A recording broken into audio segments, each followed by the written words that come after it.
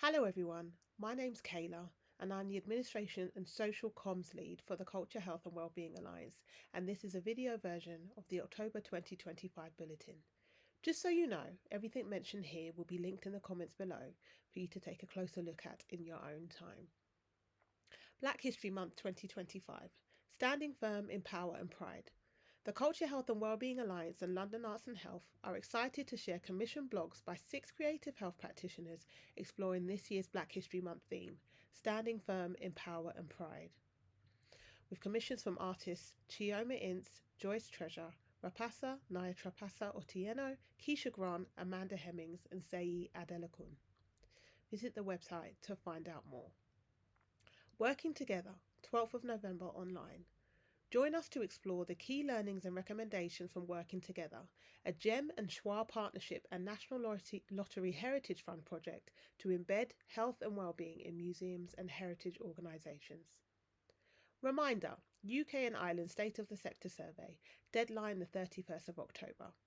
This survey is for everyone working, volunteering or engaging with creative health in the UK or Ireland, whether you are participating in, facilitating, managing, researching or commissioning creative health. Please give us your thoughts so that we can advocate as effectively as possible on your behalf. Day in the Life, Claire Atherton.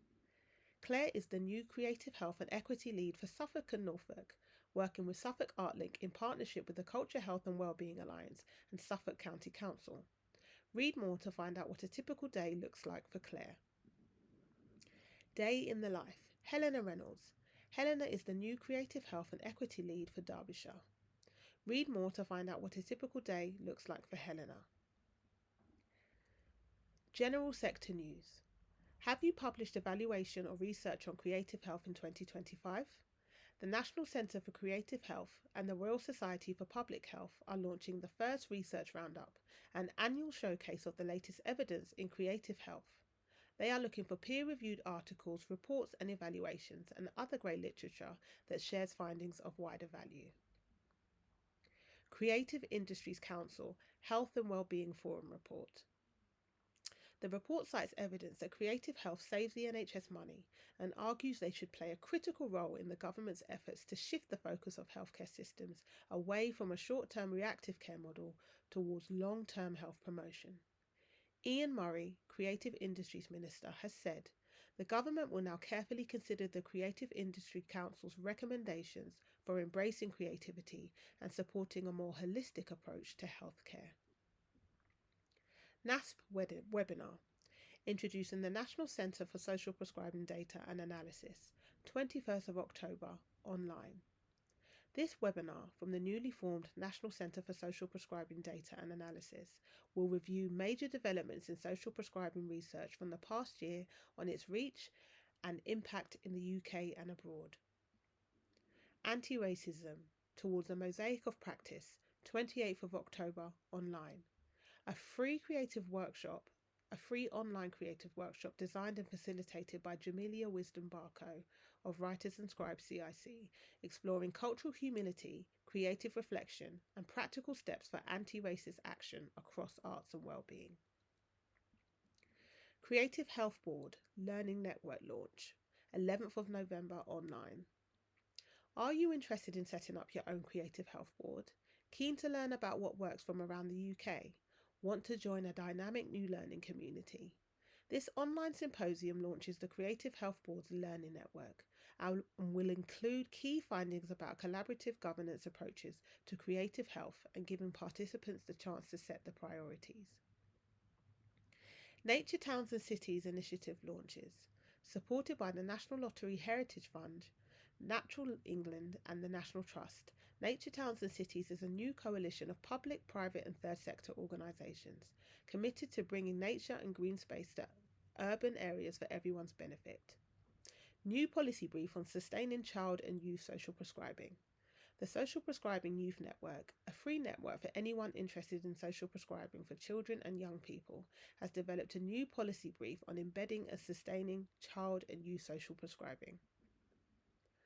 Arts for Us survey, how to improve arts access for young people's mental health. Arts for Us at Edge Hill University is seeking views from people working in education, arts and cultural organisation. local authorities, voluntary community, faith and social enterprises, and health, who work directly with children and young people who are experiencing or at risk of mental health challenges. The Diversity Leadership Podcast.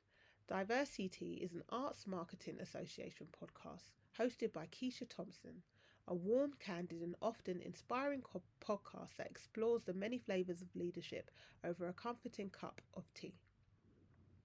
Support for charities in divided times.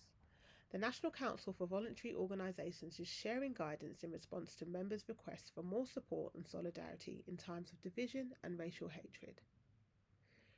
Museum Next Wellness Summit, 28th to the 29th of January, online.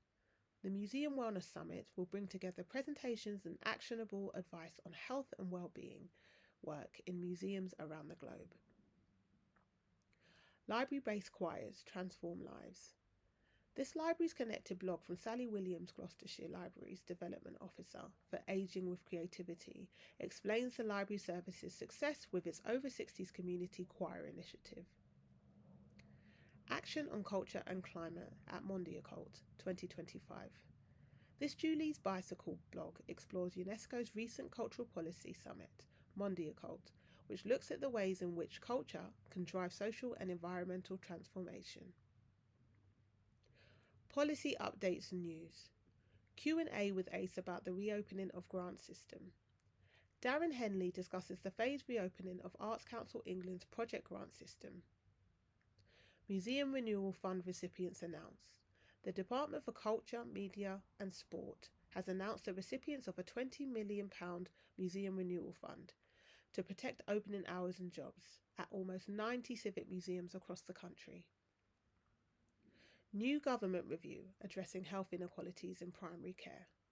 The government has launched a review to tackle healthcare inequalities across the NHS, which aims to benefit communities in more deprived areas and coastal towns through a fairer distribution of GP funding. King's Fund analysis of what needs fixing in social care. The King's Fund describes the 6 issues consistently identified by a wide range of people and organisations ahead of the commission led by Baroness Louise Casey to set out recommendations for a fair and affordable social care system. Local Trust welcomes Community Wealth Fund announcement.